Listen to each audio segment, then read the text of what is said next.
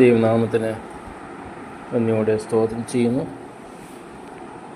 കഴിഞ്ഞ 2022 October നവംബറിലായിട്ട് 3 episode ഞാൻ എൻ്റെ യൂട്യൂബിൽ ഇട്ടിരുന്നു. അതായത് ആദ്യത്തെ 2 എപ്പിസോഡിൽ കർത്താവായ യേശുക്രിസ്തുവാണ് ദൈവപുത്രൻ എന്നുള്ളതിന് ബൈബിൾ റെഫറൻസോടുകൂടി 2 വീഡിയോ ഇട്ടിരുന്നു. അതിനുശേഷം യേശുക്രിസ്തു എന്തിനാണ് ഈ ഭൂമിയിൽ വന്നത് എന്നുള്ളത് ബൈബിൾ പ്രകാരം അതിനെപ്പറ്റിയും ഒരു വിശദീകരണം ഞാൻ ഈ 3 എപ്പിസോഡുകളായിട്ട് മലയാളത്തിൽ ഞാൻ ഇട്ടിരുന്നു. എന്നാൽ അതിനുശേഷം തുടർച്ചയായിട്ട് ഇടുവാൻ സാധിച്ചില്ല. കാരണം ഇതിൻ്റെ മധ്യത്തിലാണ് ഛത്തീസ്ഗഡിലും ഒറീസയിലും UP-യിലൊക്കെ വലിയ പ്രശ്നങ്ങളുണ്ടായി. മനുഷ്യർക്ക് ഓപ്പൺ ആയിട്ട് പോയി സുവിശേഷം അറിയിക്കാൻ കഴിയില്ല എന്ന് മാത്രമല്ല, ഭവനത്തിൽ പോലും പ്രാർത്ഥനയ്ക്ക് കൂടി വരുവാൻ പോലും സ്വാതന്ത്ര്യമില്ലാത്ത ഒരു സാഹചര്യത്തിൽ എത്തി. അപ്പോൾ എൻ്റെ മനസ്സിൽ തോന്നി, നമ്മുടെ കർത്താവ് കൽപ്പിച്ചതായിരിക്കുന്ന ഈ കൽപ്പന അനുസരിക്കുന്നതിന് എന്തുകൊണ്ടാണ് ഈ വിധത്തിലുള്ളതായിരിക്കുന്ന പ്രശ്നങ്ങൾ കടന്നു വരുന്നത്? തീർച്ചയായിട്ടും ദൈവം ഒരു വാതിൽ അടച്ചെങ്കിൽ വേറൊരു വാതിൽ തീർച്ചയായിട്ടും തുറന്നു തരും എന്നുള്ളതിന് യാതൊരു സംശയമില്ല. അങ്ങനെയാണ് തുടർന്ന് ഒരു 21 എപ്പിസോഡ് ഹിന്ദിയിൽ ഞാൻ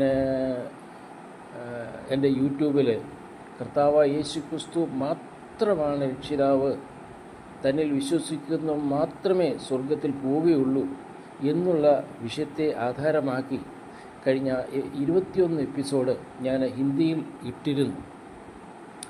ഇതിൻ്റെയൊക്കെയും എൻ്റെ ഡിസ്ക്രിപ്ഷനിൽ നിങ്ങൾക്ക് കാണാൻ കഴിയും. അല്ല, ആർക്കെങ്കിലും ആവശ്യമെങ്കിൽ അതിൻ്റെ ലിങ്ക് ആവശ്യപ്പെട്ടാൽ അത് ഞാൻ അയച്ചു കൊടുക്കാവുന്നതുമാണ്. എന്നാൽ തുടർന്ന് ഇങ്ങനെതായിരിക്കുന്ന മീഡിയ എന്തുകൊണ്ടാണ് ഇത് ശത്രുക്കൾ ഈ വിധത്തിൽ നമ്മൾ ഓപ്പൺ എയർ മീറ്റിംഗ് നടത്തുന്നതിനോ അല്ലെങ്കിൽ തുറസായ സ്ഥലത്ത് ദൈവവചനം ഘോഷിക്കുന്നതിന് തടസ്സമായി നിൽക്കുന്നത്?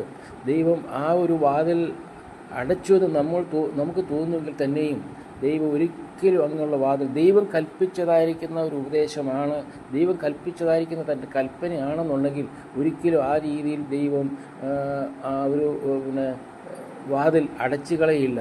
എന്നാൽ അതിന് പകരമായിട്ട് ദൈവം തുറന്നു തന്നിട്ടുള്ള ഒരു വാതിലാണ് ഇന്ന് നാം ഉപയോഗിക്കുന്നതായിരിക്കുന്ന മീഡിയ. യൂട്യൂബ് ആയിക്കോട്ടെ, ഫേസ്ബുക്ക് ആയിക്കോട്ടെ, അല്ലെങ്കിൽ വാട്സപ്പ് ആയിക്കോട്ടെ, ഇൻസ്റ്റഗ്രാം ആയിക്കോട്ടെ, വിവിധ നിലകളിൽ നമുക്ക് സുവിശേഷം അറിയിപ്പാൻ തക്കവണ്ണുള്ളതായിരിക്കുന്ന സ്വാതന്ത്ര്യം ഇന്ന് നമുക്ക് ഉണ്ട്. കാരണം ഒരുപക്ഷെ ഇത് നിന്നു പോകും എന്നുള്ളത് നമുക്ക് അറിഞ്ഞുകൂടാ. ഈ സ്വാതന്ത്ര്യം എന്ന് വരെ നമുക്ക് ലഭ്യമാകും എന്നുള്ളത് നമുക്ക് അറിഞ്ഞുകൂടാ. എന്നാലും ഇന്നത്തെ സാഹചര്യത്തിൽ നമുക്ക് സുവിശേഷ സന്ദേശം നമുക്ക് ഏത് കോണിലും എത്തിക്കുവാൻ തക്കവണ്ണം ഈ മീഡിയ കൂടി നമുക്ക് കഴിയും. അത് ആ മീഡിയ നമ്മൾ ഉപയോഗിക്കണം എന്നുള്ളതാണ് എനിക്ക് മനസ്സിലാക്കുവാൻ തക്കണം കഴിയുന്ന വസ്തുത. അതിന് മുഖാന്തരമാണ് നോർത്ത് ഇന്ത്യയിൽ ഇങ്ങനെയുള്ളതായിരിക്കുന്ന പ്രശ്നങ്ങൾ കടന്നു വന്നപ്പോൾ എനിക്ക് അറിയാവുന്ന ഹിന്ദിയിലെ കർത്താവായ യേശുക്രിസ്തു മാത്രമാണ് രക്ഷകൻ എന്നുള്ളത് ചൂണ്ടിക്കാട്ടിക്കൊണ്ട് ഞാൻ 21 എപ്പിസോഡ് ഇടുവാൻ തക്കണം സാധിച്ചത്. മാത്രമല്ല, ഒരു കാര്യം കൂടെ ഇവിടെ ഞാൻ ഓർപ്പിക്കാൻ ആഗ്രഹിക്കുകയാണ്. നമ്മുടെ ദൈവം കൊടുത്ത ബുദ്ധിക്കനുസരിച്ചാണ് ഈ മീഡിയ, അല്ലെങ്കിൽ യൂട്യൂബ് ആയിക്കോട്ടെ, അല്ലെങ്കിൽ ഫേസ്ബുക്ക് ആയിക്കോട്ടെ, ഇൻസ്റ്റഗ്രാം ആയിക്കോട്ടെ, ഇതെല്ലാം ഉണ്ടാക്കിയിരിക്കുന്നത് ദൈവം കൊടുത്ത ബുദ്ധി കൊണ്ടാണ് എന്നുള്ളത് നാം ഓർത്തിരിക്കുക. മാത്രമല്ല, ഇത് നമ്മുടെ പിതാവ് തന്നതായിരിക്കുന്ന ഈ ഒരു മീഡിയ ഇത് നാം ഉപയോഗിക്കുവാൻ വേണ്ടിയാണ് ദൈവം നമുക്ക് തന്നിരിക്കുന്നത്.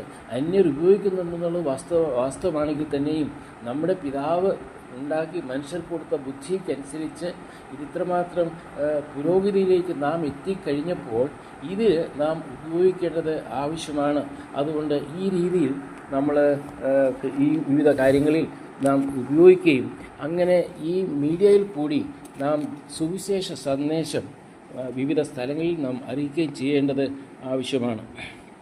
എന്നാൽ ഇങ്ങനെയുള്ള കാര്യങ്ങളിൽ വിശ്വാസികൾക്കായി ഉപയോഗിക്കാൻ ദൈവം തന്ന ഈ കാര്യങ്ങൾ നമുക്ക് എങ്ങനെ യൂട്ടിലൈസ് ചെയ്യുവാൻ തോന്നാൻ കഴിയും? എൻ്റെ അഭിപ്രായത്തിൽ ഓരോ ദിവസവും ഓരോ സുവിശേഷ സന്ദേശം, അതുപോലെ പാട്ടുകൾ, നമ്മുടെ സാക്ഷ്യങ്ങൾ നമ്മുടേതായിരിക്കുന്ന ചാനലിൽ ഇടുന്നത് നന്നായിരിക്കും. ഓരോ ചാനൽ നമുക്ക് ഉണ്ടായിരിക്കേണ്ടത് ആവശ്യമാണ്. ആ ചാനൽ കൂടി നമ്മുടെ ഓരോ ദിവസവും ഓരോ സുവിശേഷ സന്ദേശം നമുക്ക് ഇടുകയാണെന്നുണ്ടെങ്കിൽ അത് തീർച്ചയായിട്ടും അത് അനേക ഭവനങ്ങളിൽ അനേക പ്രിയപ്പെട്ടവരുടെ കരങ്ങളിൽ അത് കേൾക്കുവാൻ അവരുടെ കരങ്ങളിൽ എത്തുവാൻ തൊക്കെ സാധിക്കും. മാത്രമല്ല ആരോഗ്യ പ്രശ്നം മുഖാന്തരവും അല്ല ജോലി പ്രമാണിച്ചും ഒരു പക്ഷെങ്കിൽ ഇന്ന് നമുക്ക് സ്വാതന്ത്ര്യം ലഭിച്ചിട്ടുള്ള ഓപ്പൺ എയർ മീറ്റിങ്ങിൽ വരുവാൻ തക്കൊന്നും കഴിയാത്തവർക്കും അവർക്ക് തങ്ങൾ വീട്ടിലിരുന്നു കൊണ്ട് തങ്ങളാൽ ആവോളം ഈ സുവിശേഷ സന്ദേശം മറ്റുള്ളവർക്ക് അറിയിക്കുവാൻ തക്കണം. അതേ ഒരു ചെറിയൊരു സുവിശേഷ സന്ദേശം അല്ല, നാം അനുഭവിക്കുന്നതായിരിക്കുന്ന അനുഭവങ്ങൾ, നമ്മുടെ സാക്ഷ്യങ്ങൾ, പാട്ടുകൾ, പ്രാർത്ഥനയുടെ വിഷയങ്ങൾ, ഇവയൊക്കെയും നമുക്ക് നമ്മുടേതായിരിക്കുന്ന ഒരു യൂട്യൂബ് ചാനൽ ഉണ്ടാക്കി അതിൽ നാം ഇടുന്നുവെങ്കിൽ നമുക്ക് നമ്മുടെ വീട്ടിലിരുന്നു കൊണ്ട് നമുക്ക് ഈ ശുശ്രൂഷ വളരെ ഭംഗിയായിട്ട് നമുക്ക് ചെയ്യുവാൻ കഴിയും. ഇതിനാണ് നമുക്ക് ഈ വിധത്തിലുള്ളതായിരിക്കുന്ന ഈ ടെക്നോളജിയൊക്കെയും ഈ വിധത്തിൽ വന്നിരിക്കുന്നതിൻ്റെ ഉദ്ദേശം.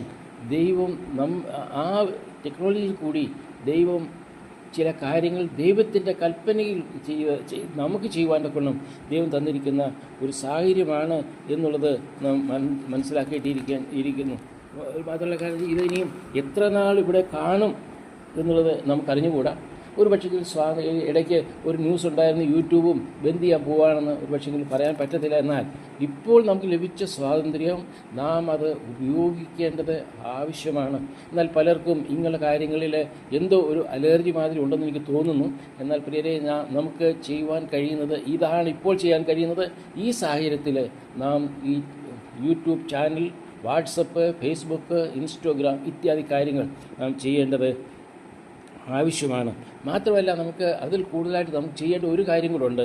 നാം യൂട്യൂബ് ചാനൽ ഇടുന്നതായിരിക്കുന്ന മെസ്സേജസ്, പാട്ടുകൾ, വേറെ സാക്ഷ്യങ്ങൾ, ഇതെല്ലാം തന്നെ നമ്മളത് ഓരോരുത്തരും അത് സബ്സ്ക്രൈബ് ചെയ്ത് അത് ഷെയർ ചെയ്ത് അത് ലൈക്ക് ചെയ്യുകയാണെങ്കിൽ ഈ വളരെ പേർക്ക് ആരുടെയെല്ലാം കോൺടാക്റ്റ് നമ്പർ നമുക്കുണ്ടോ അവരിലെല്ലാം ഇത് എത്തിച്ചേരുന്നതാണ്.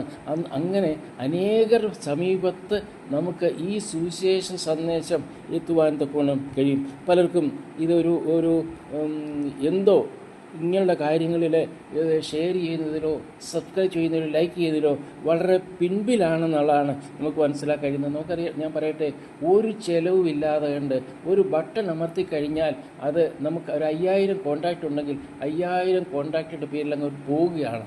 നമുക്കൊന്നും ചെയ്യേണ്ട ആവശ്യമില്ല. കാരണം നമുക്ക് ഇഷ്ടപ്പെട്ട ഒരു സുവിശേഷ സന്ദേശമാണ്, അത് അനേകർ അറിയേണ്ടതാണ് എന്ന് നമുക്ക് പൂർണ്ണ ബോധ്യമുണ്ടെന്നുണ്ടെങ്കിൽ അതിനകത്ത് യാതൊരു പിശകുകളോ അല്ലെങ്കിൽ വിശ്വാസ സംബന്ധമായ യാതൊരു കാര്യങ്ങളിലും യാതൊരു തെറ്റുമില്ല എന്ന് നമുക്ക് പൂർണ്ണ ബോധ്യമുണ്ടെന്നുണ്ടെങ്കിൽ അത് ആരുടേതായാലും അത് നമ്മൾ ഷെയർ ചെയ്യുക, അതിനെ സബ്സ്ക്രൈബ് ചെയ്യിപ്പിക്കുക, അത് ലൈക്ക് ചെയ്യുക. അങ്ങനെ ചെയ്യുന്നുവെങ്കിൽ നമ്മുടെ സുവിശേഷം ഒരുപക്ഷെങ്കിൽ നമ്മെ പബ്ലിക്കായിട്ട് ഇറങ്ങി നമുക്ക് ഓപ്പൺ എയർ മീറ്റിംഗ് പലയിടങ്ങളിൽ നമുക്ക് ചെയ്യുവാൻ കഴിയുന്നില്ല എന്നൊരു സത്യമാണ്. എന്നാൽ അങ്ങനെ ഉള്ളിടത്തും ദൈവം ചില കാര്യങ്ങൾ നമ്മൾ കൂടി ചെയ്യുവാൻ തക്കൊണ്ട് ആഗ്രഹിക്കുന്നു. അതിനുവേണ്ടിയാണ് ഇന്ന് മീഡിയ ഒക്കെയും ഇത്രമാത്രം വലിയ തോതിൽ മീഡിയ ഉണ്ടാക്കി ദൈവം നമുക്ക് തന്നിരിക്കുന്നത്. ഇത് നമ്മുടെ പിതാവ് നമുക്ക് തന്നതാണ്. അത് നാം ഉപയോഗിച്ചില്ലെങ്കിൽ നാം അതിനെ കണക്ക് കൊടുക്കേണ്ടതായിട്ട് വരും. ആയതിനാൽ എൻ്റെ എളിയ അപേക്ഷ ഇതാണ്, നമുക്ക് കഴിവുള്ളിടത്തോളം നമുക്കൊരു പക്ഷെങ്കിൽ വീട്ടിൽ നിന്ന് പോകാൻ പറ്റുകയില്ലെങ്കിൽ ഒരു പാട്ട് പാടി ഒരു യൂട്യൂബിൽ ഇട്ട് കഴിഞ്ഞാൽ അത് അനേകർ സമീപത്ത് എത്തിത്തരും. ഒരു പക്ഷെങ്കിൽ നമുക്ക് ആ പാട്ട് കേട്ടുകൊണ്ട് നമുക്കൊന്നും വരാനില്ലെങ്കിൽ തന്നെയും ഒരു രോഗാവസ്ഥയിലായിരിക്കുന്ന ഒരു കട്ടിലിൽ കിടക്കുന്ന ഒരു സഹോദരനോ സഹോദരിക്കോ ആ പാട്ട് കേൾക്കുമ്പോൾ ഒരു ആശ്വാസം ലഭിക്കും, ഒരു സന്ദേശം ലഭിക്കുമ്പോൾ അതെ അങ്ങനെയുള്ളവർക്ക് അത് ഒരുപക്ഷെങ്കിൽ അത് പ്രയോജനപ്പെടും. അത് അല്ലെങ്കിൽ പാപപങ്കിലമായിരിക്കും ജീവിതം നയിക്കുന്ന ഒരു വ്യക്തിയുടെ സമീപത്താണ് അവർ മൊബൈൽ ഓൺ ചെയ്യുമ്പോൾ ഈ സുവിശേഷം അവർക്ക് കേൾക്കാൻ ഇടയാകുന്നതെങ്കിൽ അത് വലിയ പ്രയോജനപ്പെടും. ഈ സമയത്ത് നാം തീർച്ചയായിട്ടും ഈ മീഡിയ ദൈവം നമുക്ക് തന്നതാണെന്ന് മനസ്സിലാക്കിക്കൊണ്ട് ഈ മീഡിയ നമ്മൾ മാക്സിമം നമ്മൾ ഉപയോഗിക്കുക. അതിന് ദൈവം നമ്മെ ഓരോരുത്തരെയും സഹായിക്കട്ടെ. ദൈവം നാം മഹത്വപ്പെടുമാറാകട്ടെ. ആമേൻ.